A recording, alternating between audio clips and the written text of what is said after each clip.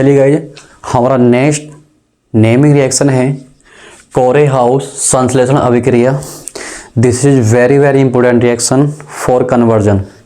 Conversion के लिए very important reaction है। हालांकि 12th क्लास में ये मतलब नेमिंग के तौर पे नहीं आती है, बट इसका इस्तेमाल हम कन्वर्जन में बहुत ज़्यादा करते हैं।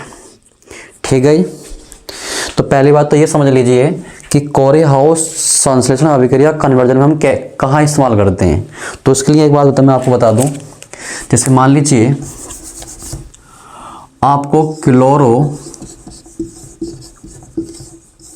प्रोपेन से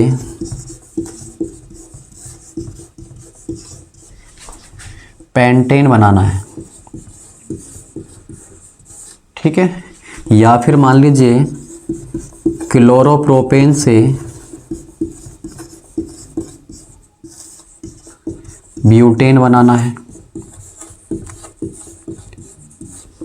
ठीक, तो आपका जो क्लोरोप्रोपेन है इसमें अगर हम बात करें तो इसमें कार्बन कितने हैं, 3 कार्बन हैं। और जो उत्पादित तौर पे लाने हैं, एक में आपके ब्यूट मतलब 4 कार्बन और पेंटेन में पेंट मतलब 5 कार्बन। यानी कि 3 कार्बन वाले यौगिक से हमें 5 या फिर 4 कार्बन वाले यौगिक बनाने हैं। यानी कि हमें कार्बन की संख्या या तो 1 बढ़ानी है या फिर 2 बढ़ानी है। हम 6 वाला नहीं चाहते, हमें 6 मतलब सवाल में हमें क्वेश्चन में क्या है, 6 की डिमांड नहीं है। मतलब जिस यौगिक में 6 कार्बन है उसकी डिमांड नहीं है। अगर ये 3 से 6 होते, मान लो क्वेश्चन में क्लोरो प्रोपेन से हेक्सेन बनाना होता, तब तो हम यहाँ पे वोल्टेज अभिक्रिया इस्तेमाल कर लेते। ठीक, क्योंकि वोल्टेज अभिक्रिया हमारी कार्बन की संख्या को डबल कर देती है। 3 कार्बन वाला लेके आए थे, उसका 6 करना है, यानी कि डबल करना है, तो वोल्टेज लगा दीजिए।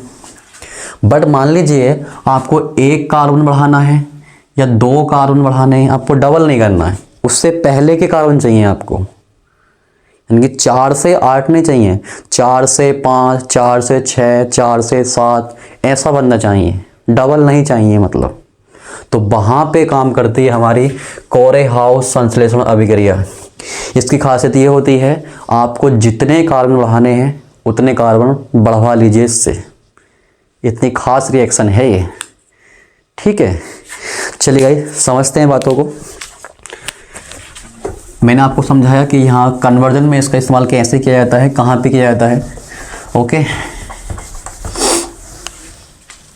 चलिए देखिए इसमें क्या होता है, शुष्क ईथर की उपस्थिति में यह अभिक्रिया भी आपकी शुष्क ईथर में होती है और मोनोहैलोएल्केन के यहाँ भी 2 अणु ही लिए जाते हैं।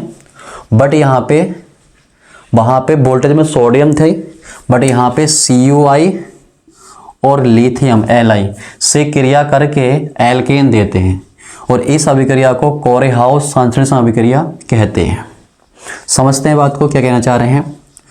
आपको हेलो एल्केन के फिर से 2 अणु लेने हैं,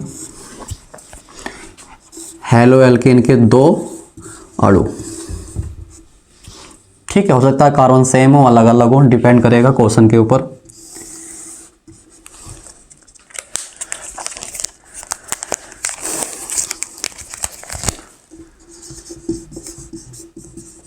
शुष्क ईथर में यह अभिक्रिया होनी है। ठीक है, और साथ में आपको लेना है CuI प्लस लिथियम। ठीक है, अब यहाँ पे एक बात सुनिएगा, ये जो हेलो एल्केन है ये वाला,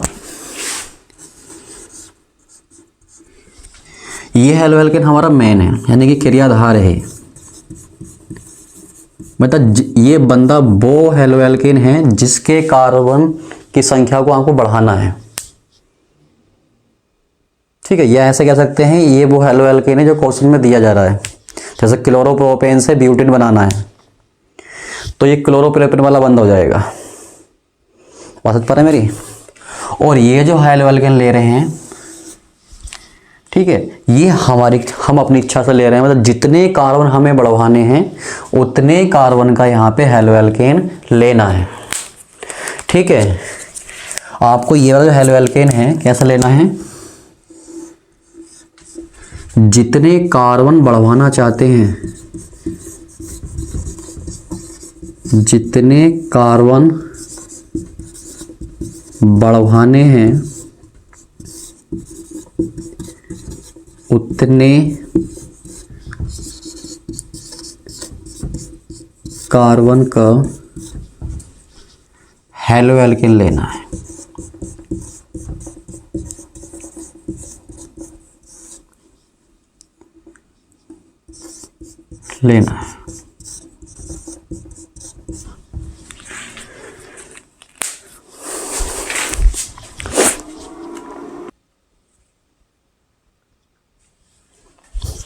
ओके भाई, तो आपको देखो एक हेलोएल्केन तो वो है जो आपके क्वेश्चन में गिवन होगा, ठीक है।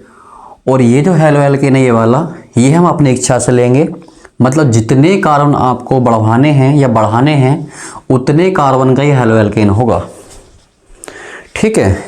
तो इसमें होगा क्या, यहाँ से X ये हट निकल जाएंगे इनकी उपस्थिति में, और ये R आपस में बॉन्ड बनाएंगे, और आपका क्या मिलेगा, ये आपको एल्केन प्राप्त होगा, ठीक। बाकी X कहाँ जा रहे हैं वो आपको समझने की जरूरत नहीं है, आपको कन्वर्जन में शॉर्ट ट्रिक इस्तेमाल करते हैं, उसके बिहाफ से मैंने ये रिएक्शन आपको बताई है। चलिए क्वेश्चन शुरू करते हैं, ठीक है। देखिए क्वेश्चन है हमारा,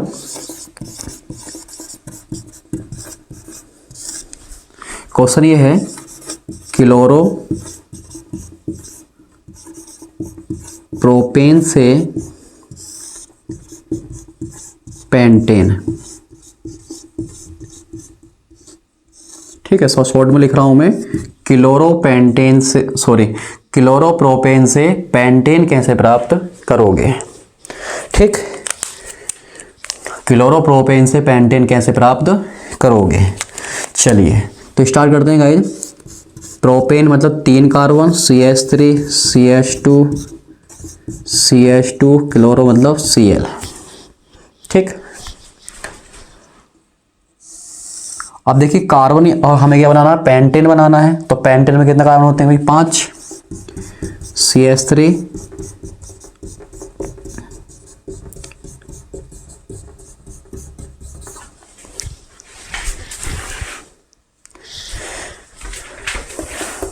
इस प्रकार से हमारा ये क्या है, पेंटेन है। तो देखिए हम क्या चाहते हैं, क्लोरोप्रोपेन से पेंटेन बनाना चाहते हैं। तो देखिए क्लोरोप्रोपेन में 3 कार्बन है और पेंटेन में 5 कार्बन है, यानी कि हमें 3 से 5 जाना है, ठीक है। तो यहाँ क्या लगेगी, कोरे हाउस लगेगा। ये अभी करिए हम शुष्क ईथर की उपस्थिति में कराएंगे, देखिए शुष्क ईथर में करवाएंगे, और अभिक्रिया करवाई जाएगी इसकी CuI plus Li, lithium, okay. अब ये हेलोएल्केन तो वो हो गया जो क्वेश्चन में गिवन है।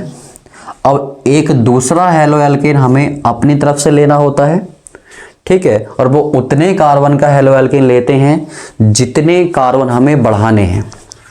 ये हेलोएल्केन वो है जो क्वेश्चन में गिवन है।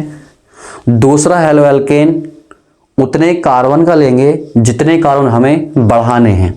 तो यहाँ पे हमें कितने कार्बन बढ़ाने हैं, 2 बढ़ाने हैं। तो 2 बढ़ाने हैं तो 2 कार्बन का हेलोएल्केन लाना है, ओके।